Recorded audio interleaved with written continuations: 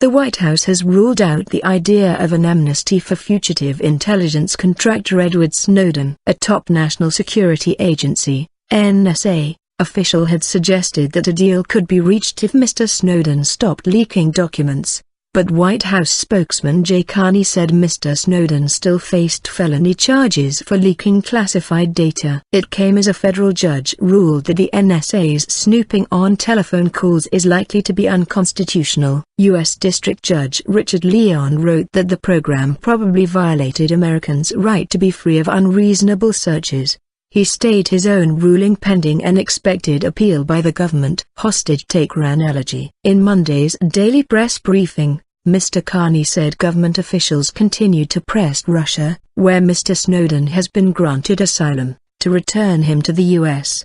"There's been no change in our position," he told reporters. "Mr. Snowden faces felony charges here. He ought to be returned to the United States, again, where he will face full due process and protection under our system of justice, that we hope he will avail himself of," Mr. Carney added. In comments aired on Sunday, Richard Leggett, who is head of the NSA's task force investigating damage from Mr. Snowden's leaks, discussed the possibility of an amnesty deal on the U.S. television channel CBS. "My personal view is, yes, it's worth having a conversation about," he said. "I would need assurances that the remainder of the data could be secured, and my bar for those assurances would be very high, would be more than just an assertion on his part." Mr. Carney said on Monday that the proposal represented Mr. Leggett's personal opinion and such decisions were ultimately made by the Department of Justice. Earlier, NSA Director General Keith Alexander also dismissed the idea. "This is analogous to a hostage taker taking 50 people hostage, shooting 10,